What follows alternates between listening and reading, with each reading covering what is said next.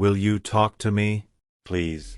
In the still of each obsidian night, in her restless half-sleep, her torment, she doesn't know what is dream and what is memory. Even her waking hours are cloudy and blurry, often distorted, like she's viewing the world through a rain-streaked, ash-strewn window. She stirs, sits, rubs her eyes, blinks. Early morning. Quiet. No wind. No birdsong. It's been a while since she's even seen a bird, or another living creature. She's alone. She hasn't always been alone. She's almost certain of that. But she is alone now. Once, she thinks, there were others. A family, even. A child. Small and happy as only children can be.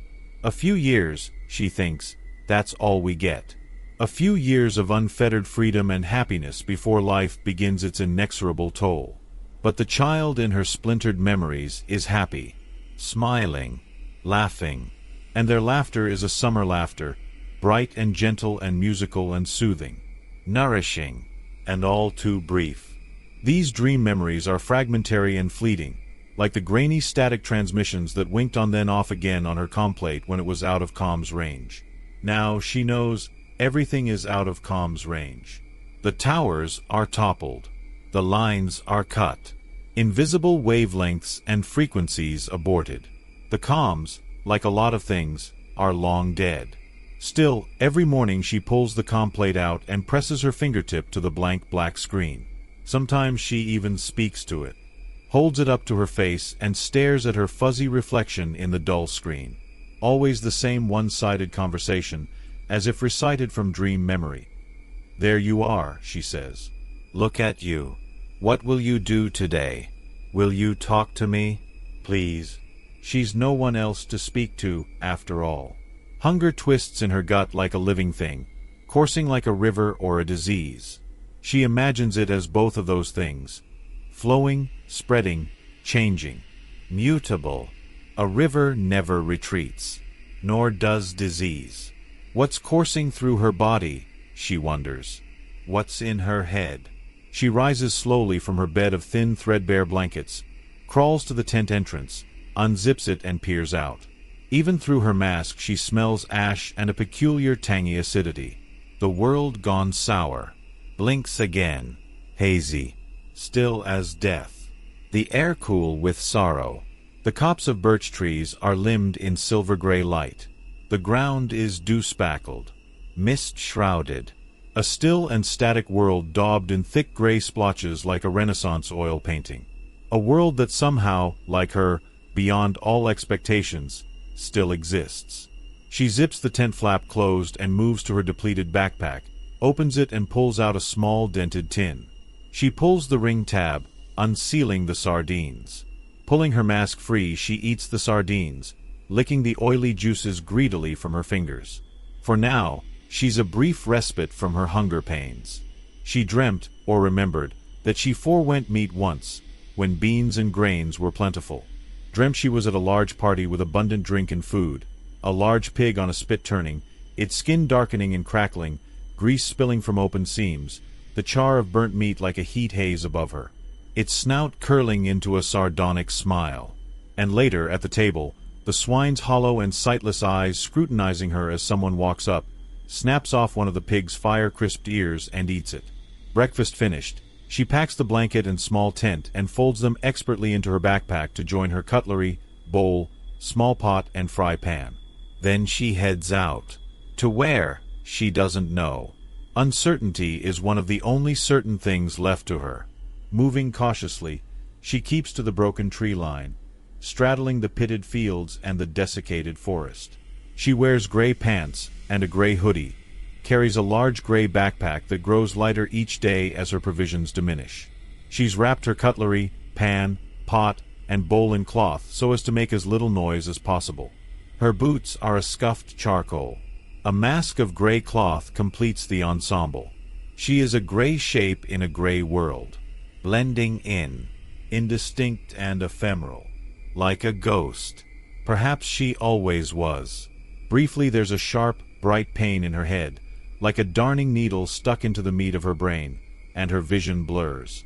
It's like looking through glassine. She weaves unsteadily, then orients herself. Her vision clears and the momentary sting in her head subsides. They're coming more frequently now, she knows. She wonders if these episodes are nothing more than the onset of some buried memories trying to be unearthed. Some memories are painful, after all. She looks up. Through the haze, she sees patches of chalk-white sky. Weeks ago she saw a lone crow flying in a wedge of dust-blurred atmosphere, but nothing since. The crow disappeared into the gray mist with a feeble cry, a tiny black speck like a final, forlorn punctuation. Once, she woke in the night to the crunch of footfalls and a sudden silence, like a breath held. In the night dark she packed and hurried away. She did not wait around to see what it was. Anything large enough to disturb the ground brush was a danger, man or animal. Straddling the divide between field and forest is best, she thinks. The field is open and wide, and if she sees anyone out there, she can take cover in the forest. Conversely, she should be able to hear if anyone approaches from the forest and, depending on the sounds, decide on a course of action.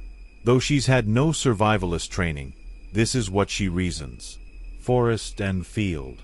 Shelter or escape. Until she runs out of one or both. Until she runs out of reason. Or hope. Despite a lack of training, she's alert to any food sources.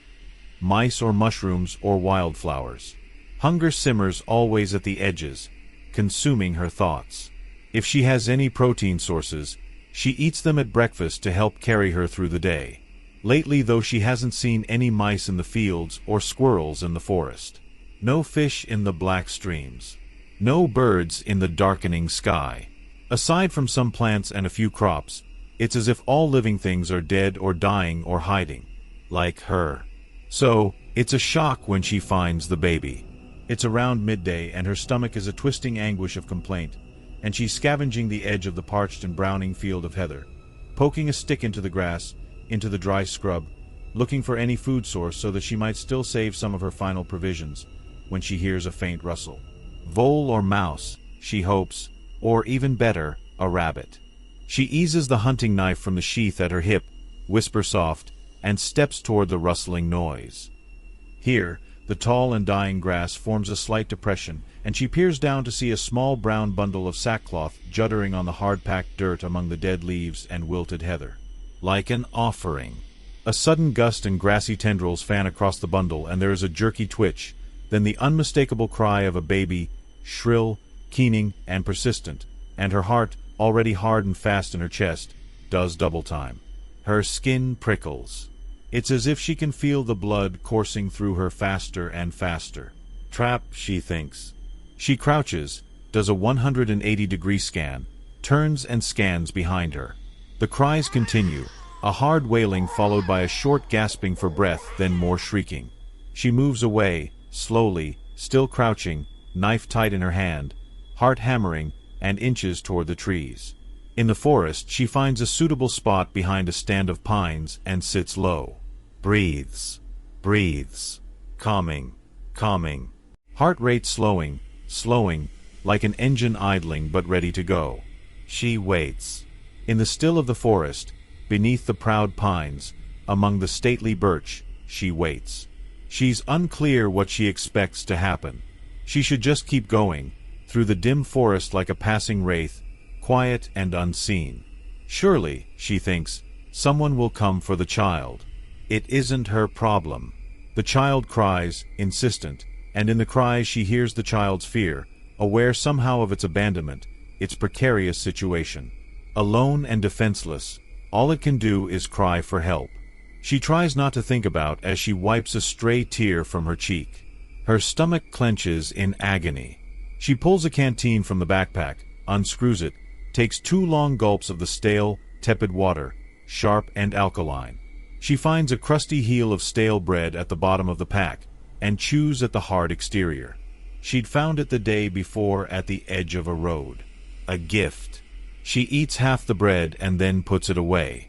Not much left in the pack, a tin of peas, a couple small dried apples, and the half-eaten heel of bread. She'll have to chance a town soon. The meager daylight is failing now. The world is a grayer gray, curdling to dusk. Twilight used to enchant her, a time when magic seemed possible in that silent and beguiling liminal space between day and night, light and dark. Now this edge of darkness heralds just more darkness. Dark thoughts for a darker world. She pulls the complate from the side pocket of her pack, stares at the dull, blank screen. In the dim light she angles the screen toward the forest top, tries to catch some light, tries to catch her reflection on the matte black surface. How does she look? Bad, she thinks. And would she even recognize herself? This isn't my face. She can barely remember what she looks like anyway. And it doesn't matter. It never did. Another dream memory tugs at her, makes her wince, another painful little shard in her head. She's outside, huddling with someone, a child, she thinks, both their faces wrapped in wet gauze as a hot wind blows and blows. Then they are running. She looks at the complate. There you are. Look at you. She hugs the complate to her chest. Will you talk to me? Please. There's a sudden blue silence, and she realizes the child has gone silent. She was supposed to be on alert, but she'd drifted off. Stupid. That's how you die, she thinks, looking back. Don't look back. Never look back.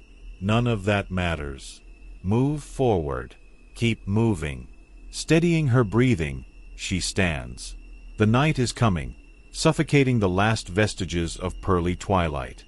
Quietly she moves out from the trees to the field. The dying light and the coming night form a gray penumbra on the horizon, an arc like a protective shield. She grins behind her mask.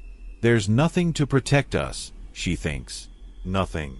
She creeps toward the child. It's still there, in the slight depression in the grasses that form a sort of natural cradle. Bending, she reaches down and touches the still bundle. There's a sudden wail and she snatches the child up, pulls it to her chest to silence it, and races back into the darkening woods. She runs, and in her head she pictures herself from another time, running with another child, as a hot wind sweeps the land, and she doesn't know if it's memory or dream or nightmare. All she can do is run. The child is fussing, and she's rocking it in her lap, trying to calm it, making shaying noises at it. The night is oil dark, but with the child she doesn't want to risk a fire, risk bringing attention to herself from those that abandoned the child. So she rocks the child in the thick night, under a black and pitiable sky, a bed of dry pine needles hastily kicked together as a sort of rug for some small comfort. Food, she thinks. The child needs food, and so does she. She can feel the knotting beginning in her belly that will soon rack her in agony. And for the briefest of seconds she catches herself staring at the child, at the baby fat puffing their smooth cheeks, and, no. She doubles over, retches, dry heaves. Then straightens, and still clutching the child holds it up and says softly, "There you are." Squints in the dark. "Look at you." She holds the child close and sobs. They are deep in the woods, in a cradle of ancient pines. She found a small hollow that she filled with pine needles and leaves, affording a view from all sides, and camped there. She didn't set up her tent. She wanted to be out in the open, not caught unawares. Though country dark, she figured she'd hear anyone or anything approaching. But the child is squirming and she needs to feed them both. She'd done this before, cared for a child, she was sure of it. She puts the squawking child down and wipes the wetness from her eyes.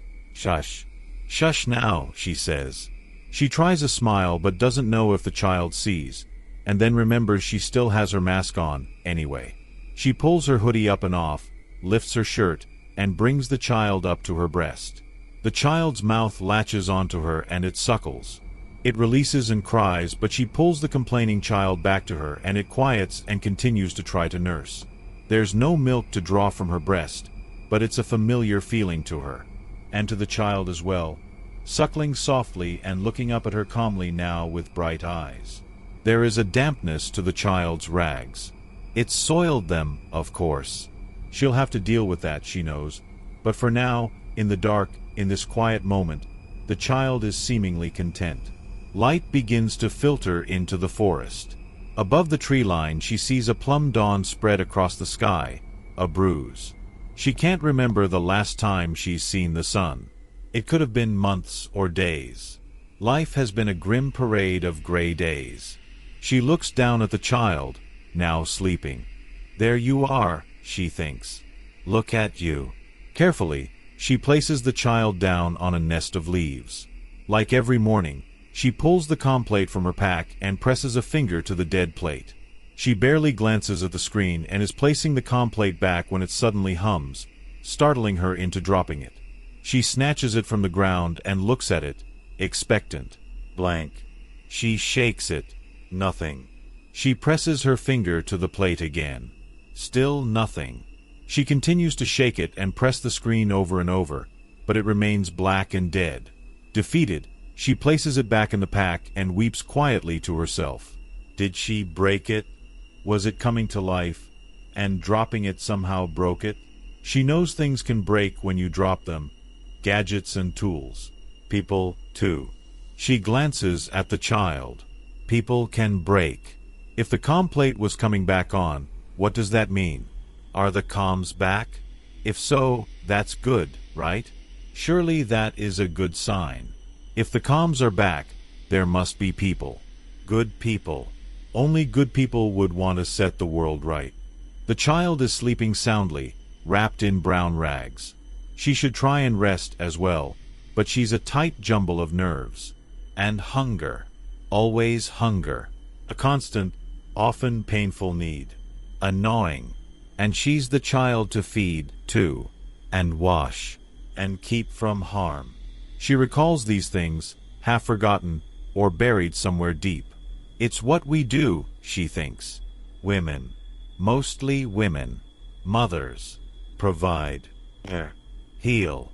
Above, the sky is graying over with cloud and fog and dust, choking out the meager dawn. She tightens her mask. She'll have to try and rig one for the child. The child. She has a child. A surge of conflicting emotions sweep through her, threaten to overwhelm her. A child. She had one once before, she thinks. Another memory or fragment half buried, half forgotten, only conjured recently. Because of the comms, she wonders. When the comms come back, will all my memories come back? Will my child? The clouds thin, and a faint orange glow lights the sky. She smiles, stands, and a sharp bright pain pierces her head, hot and stinging. She wobbles and her vision blurs. The sky and trees smear like ribbons of wet paint. Then the sensation of falling in slow motion. Then darkness. The cry startles her to consciousness. The child. She's up and over to the child, crying and squirming and still on the ground, still in its sodden brown rags. Hush, sweet child, she says. Sure.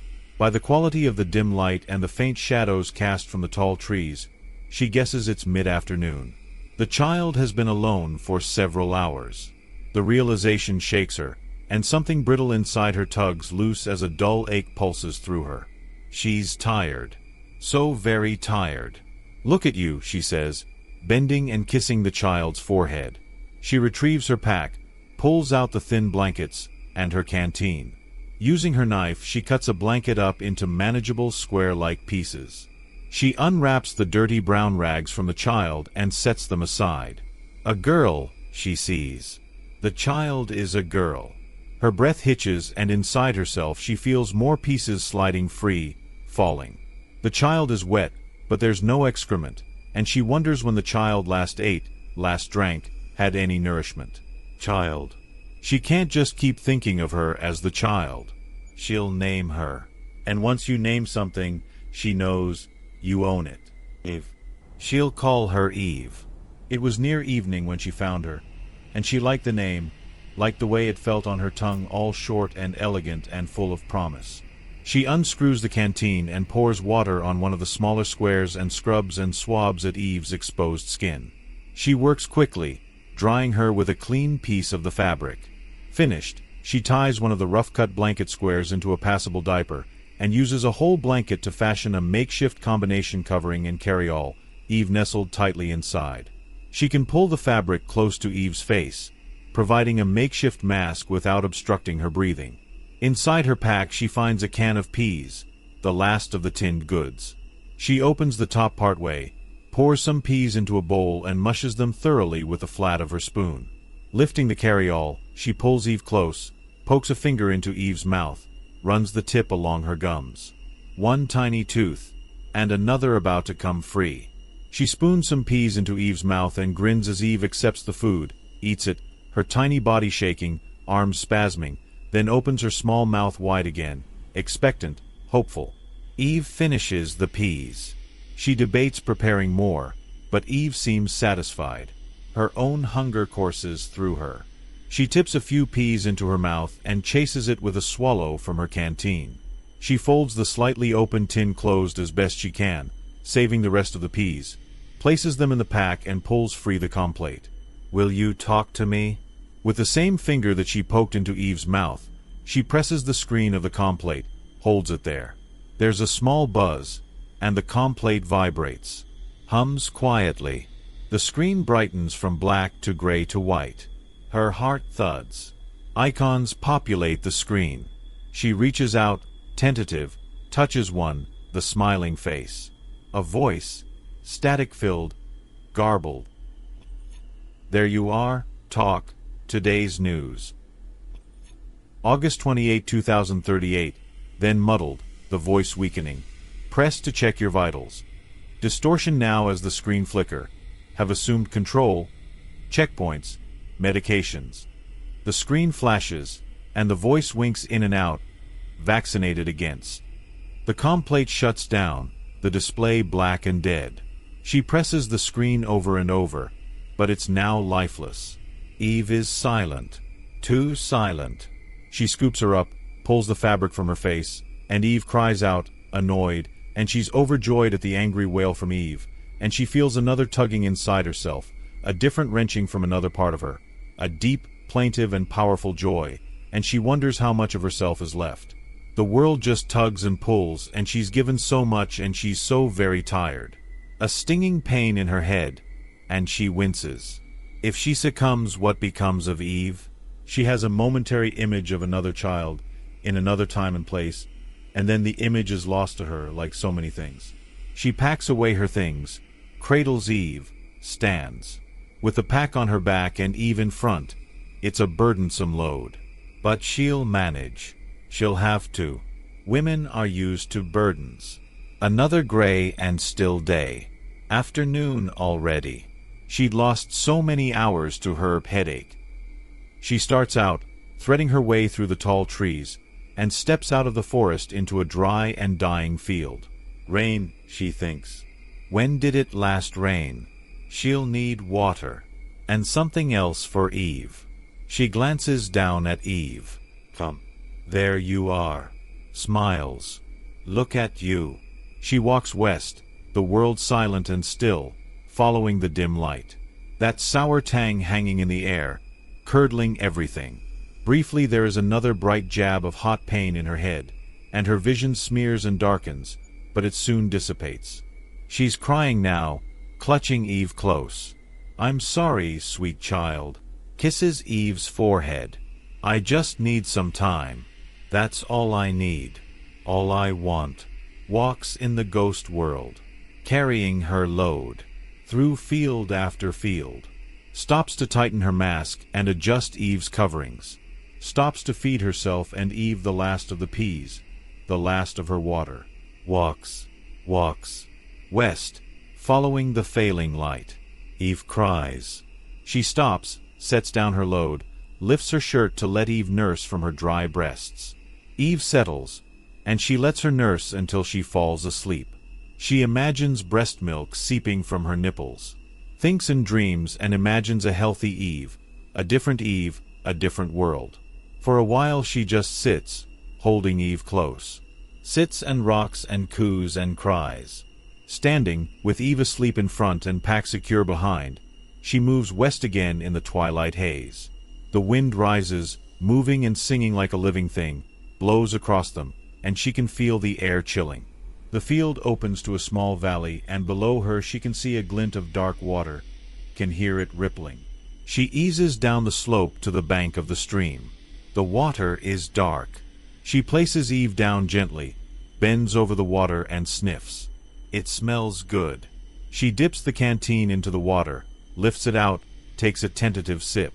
In the stagnant gray light, she's never tasted anything so good. She drinks long, emptying the container, bending again to fill the can of thin dying trees forming a small glade just over the slope edge of the valley. It isn't much, but it'll have to do. She unloads her pack, places Eve down on a grassy patch, then sits. Cold. The season must be changing. Even though they are more exposed here, she'll have to make a fire to keep them warm. There are plenty of dead branches scattered nearby, like the discarded bones from a great feast. And briefly her mind flashes to that roast pig on the table, plump and pink in char, staring from its eyeless sockets. Gathering the driest branches, she heaps them into a small pyramid shape, and with a small piece of cloth and her lighter manages to start a fire. Her stomach tightens painfully, and Eve is now fussing. From the pack she pulls out a bowl, the heel of bread, and one hard dry apple. She devours the rough, tasteless fruit. With some water she makes a passable gruel from the bread, and feeds it to Eve, who takes it gratefully. After, as she sits by the fire, she lets Eve suckle. She rocks her gently, cooing, "Look at you. There you are." Smiles. Then, from somewhere deep, a sliver of song. "Hush, little baby, don't say a word. Mama's going to..." What? Mama's going to what? The fragment eludes her. And Eve is sleeping. For a time, as the fire crackles low, and the stars pierce the night sky, she just sits with Eve attached to her, rocking slow, content in the warmth and glow of the flames. She yawns. Wonders when she last slept. She builds a little cradle of blankets and dead leaves near the fire and places Eve down. She pulls her knife and small whetstone free and sharpens the knife until the edge glints in the firelight, then sheathes it by her side.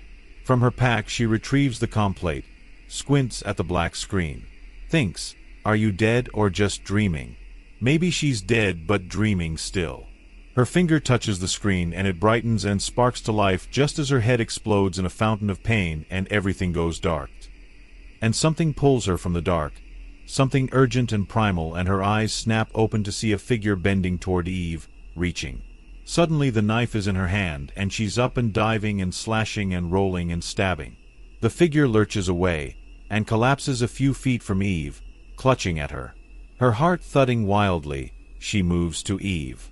Sheathing the knife, she picks Eve up and checks her over. Satisfied, Eve cradled in one arm, she steps over to the prone dark figure. She stops shy of the reaching arm. A man, she sees. Black blood gurgling from the side of his neck, under his ear, like a small geyser. One hand is trying to staunch the wound while the other still spasms at the ground, fingers digging into the night soil. He's speaking, all muffled and gargled. "Schmine." Points at them. "Mine," he says. She pulls Eve close, takes a step back. Her breath is coming hard. Eyes darting. Frantic. The man coughs, glares. "Mine." His eyes dark and hungry. She's seen that hunger in many men. Eve cries out, a keening screech piercing the icy darkness. She retreats from the fire, from the dying figure. Her breathing has calmed, but she's a taut spring of anxiety and alert to every little pop and crack from the fire, every feeble little movement from the man. Clenching Eve tight, she fishes in her pack and pulls out the canteen, the withered apple, her spoon, and her bowl. Wrenches the knife free again and cleans the blood from it with a bit of their water and the hem of her hoodie. She cuts the apple into tiny pieces and mashes them with some more water and the spoon. A loud, wet and phlegmy coughing from the man. She can see him shudder, arm in the air reaching to the sky. Reaching for what, she wonders. Salvation? Then silence, a stillness, as the night presses down. She spoons the applesauce into Eve's expectant mouth. Her own stomach churns tightly. There's a static buzzing in her head and the corners of her vision darken.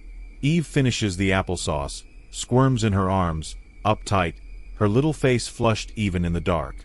She lifts Eve over her shoulder, rocks her, bounces her gently, strokes her back until a burp escapes her and she settles. Then another sort of belching and Eve squirts out some runny shit. And she laughs, though she knows she shouldn't, as someone may hear her, but she can't help herself. Laughs madly, deeply, joyously.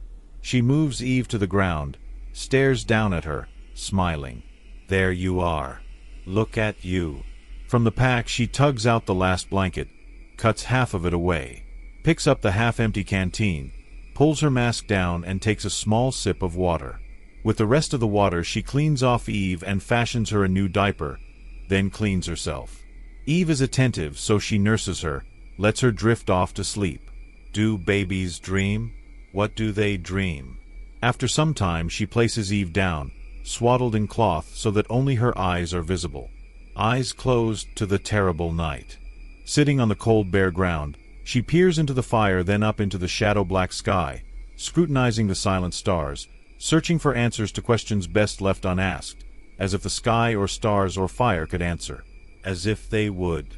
They just exist eternally, unjudging. Where will we go? What will we eat? What will happen to me when? What will happen to Eve? Her stomach is cramping, and her head still tingles with an icy static blackness edging her vision. Her breasts are changing, too, Eve suckling, hardening them, making them sore to the touch. Glancing at the sleeping Eve, she stands, pulls the knife from her sheath and walks over to the motionless man, nudges him once, twice, 3 times with her boot. Nothing. Dead.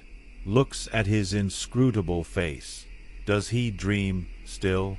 She crouches, pushes his head to one side and examines the wound in his neck, below his ear. Black and ragged and wet. His pitiless dark eyes regard her with a cold indifference. She shivers. Even the long-ago swine, butchered and cooked, hollow-eyed and sightless, observed her with less enmity. She decides, places the knife edge behind one ear, bracing his head with a knee and tugging on the meaty flap of flesh, and starts cutting with a sawing motion. The springy meat soon pulls free with a snap and rests in her palm, like some sort of shabby pastry, a sticky breakfast Danish. She flips his head to the other side and extracts the other ear.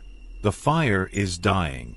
Ears in hand, she walks to the dwindling flames, pats and tamps them down with her boot so that there is just a small bank of glowing coals and embers. She fetches her small fry pan, places the ears in them, and positions the pan on the coals. And waits. Checks on Eve, sleeping still. Quiet, calm, content. Checks on the ears, crisping slowly in the pan. Her stomach roils in distress, as does her head. The stars stare down like icy eyes, glinting shards of secret knowledge. To the east a band of indigo is rising up to purple the sky like a week-old bruise. Fragments crowd her thoughts, of times past and recent. Hazy and hot, a child clenching to her then slipping free in the chaos. A dead dog dreaming, a smiling swine, and Eve. She'd lost a child once, she now knows. She won't lose another.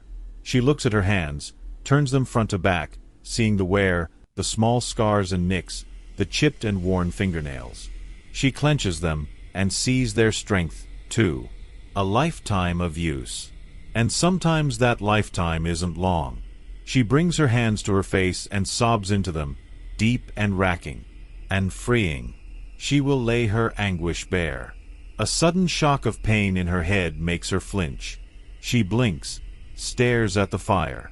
Wrapping the handle in cloth, she pulls the pan from the fading coals and waits as it cools. The ache in her stomach is constant and obstinate, unending, like grief. Thinking of Eve, and looking up at the shrewd stars, she plucks the blackened flesh from the pan, shoves it in her mouth, chews, and forces it down. Then she rolls over on her side, clutching her abdomen, weeping, letting all her sorrow leak out. A squawking noise brings her quickly back up to her feet. She moves over to Eve, but Eve is sleeping still, little chest rising and falling with each little breath. Another squawk from behind her, and she turns to see the complate where she dropped it, forgotten, its screen bright now amid the darkness. She picks up the device, squints at the sudden brightness. There are words emanating from the complate, over and over, a repeating loop, faint but discernible. There you are. Look at you. There you are. Look at you. There you are. Look at you. There you are. Look at you. There you are. Look at you. Therio where a location to you. Therio where a location to you. There war a theory war. Hello, she utters. Hello. Will you speak to me? Hello. Are you there? Will you speak to me, please? But the complate continues its monotonous drone, repeating the same phrase again and again and again. She presses the screen, and it powers down. She packs it away with a fry pan, scoops up Eve, and though still mostly dark, with dawn just cresting, she walks toward the river. Briefly, she thinks of the man lying dead behind her. But only briefly. When she reaches the river, morning has broken orange and bright like an egg. She's momentarily dazzled by the sun. Eve is awake, squirming, making blubbing sounds. She puts Eve and her pack down, fills her canteen and drinks deeply, greedily. She wets her fingers and dribbles water onto Eve's lips, watches her mouth respond. She fills the canteen again, caps it and puts it away. By the riverbank she sits and pulls Eve to her chest to suckle. The river flows languid, unhurried and unceasing. She feels its pull. Eve nurses, insistent, and she can feel Eve's mouth on her hard breast pulling sustenance from her. She can feel her own stomach, queasy and unsettled. Satisfied, Eve pulls free, stares at her unblinking, eyes bright like marbles. With her last half blanket and some river water she manages to clean and change Eve. Her head is prickling inside, as if tiny electric stingers are poking the meat of her brain.